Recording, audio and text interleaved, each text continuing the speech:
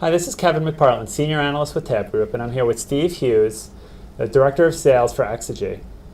Clearly, there's still a big focus on market data, and that's only gotten bigger and bigger over the last few years.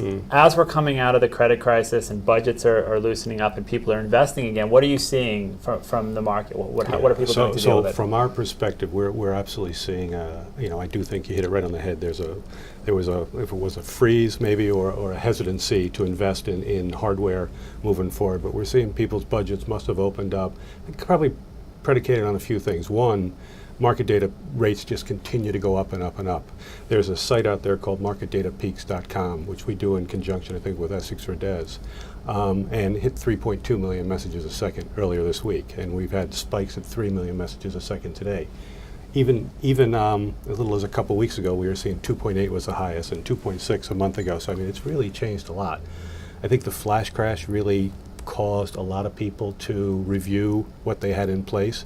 Particularly as the option, you saw just today in the paper, the ARCA platform is getting huge option benefits, and I think the maker-taker model is just ARCA alone is something like 700 or 800 thousand messages a second, just the ARCA option data. So I think the prevalence of all the data is forcing people to review their current situation, and the Exegy platform is interesting in that it can handle 8 million messages a second in a hardware accelerated model. So I mean, it really is kind of an efficiency play. Are you seeing that people are still mystified by the idea of hardware acceleration, or do you think we're past that point? I think we're past that. So we just spent some time at SIFMA, and a year ago, 2 years ago, a year ago, there was definitely some enigma around FPGA and whether it made sense or there was any need in it. I think what we're seeing from some of the people we compete against is they're sort of migrating to a hardware acceleration platform, in our view, to kind of sort of mimic what we've been doing. We've found the way that it's a balancing act to get the right amount of. Not everything is situated or suited to be run in parallel in hardware. Some things benefit from software. So, hopefully our experiences allows us to find the right balance, so that we end up with the right mix, so that people have, ultra low latency with a lot of capacity, and I think that's what our platform tries to give people. So is the Exegy platform, the hardware acceleration model, is that only suitable to those with ultra low latency needs, or is it more applicable I think elsewhere? It's used by a lot of people. So we sort of have today, let's just call it 3 platforms. There is one which would be an in-the-box solution where somebody's algo would literally reside, their application would reside on our appliance. And that could be as low as 2 microseconds. The typical Exegy ticker plant that's deployed right now has somewhere between say a 14 and a 20 microsecond, and that's a dedicated platform to a single firm. So we're contemplating 2 other things. We're getting in that space. One is an enterprise solution, whereas we partnered with 29 West and Solas, and this piece of the box that someone's application could reside on, the messaging buses can be in there, and they can distribute that to other, to hundreds of much bigger fan out. That's kind of interesting because the typical Exegy appliance can only feed 40 sessions right now. Interesting. So there's not only advancement in the individual technologies, but in some ways a consolidation of the different parts of the communication stack, I guess. I think that's right.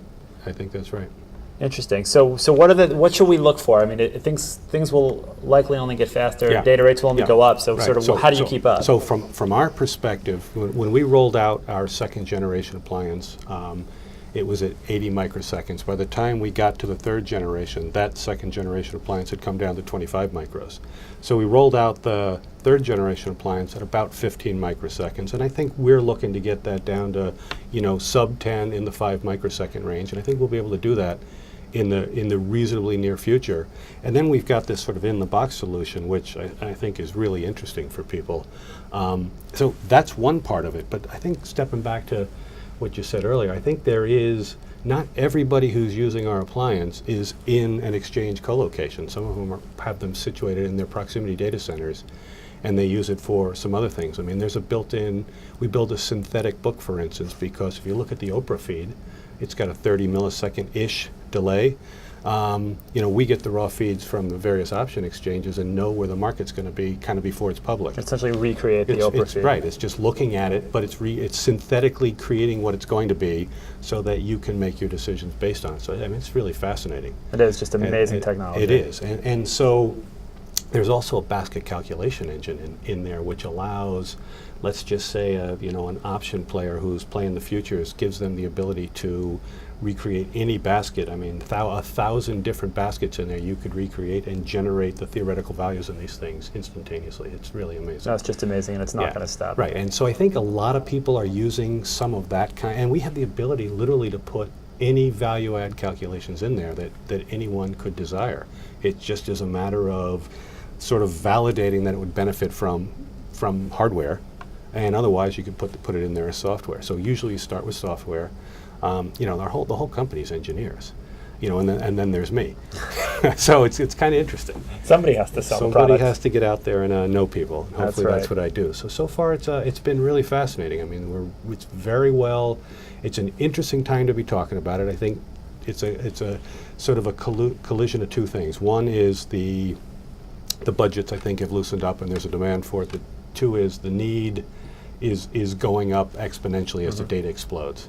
And so I think it's forcing people to review their situations, and we're getting, the good news is we're getting an opportunity to be involved with those discussions. That's great. And it's great. From a small firm's perspective, it's really great. Good. Well, we're on the upswing, and that's good for everybody. It feels like it. It really feels like it. The discussions I'm having with people are optimistic again, and that's really great to hear.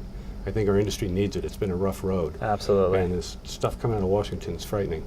You just don't know where it's going to go, but it can be terrifying. It is, and we'll save that for the next video. Absolutely. Very good. Thanks. Again, this is Kevin McPartland, Senior Analyst with TABB Group, here with Steve Hughes, Director of Sales with Exegy. Thanks for listening. Until next time.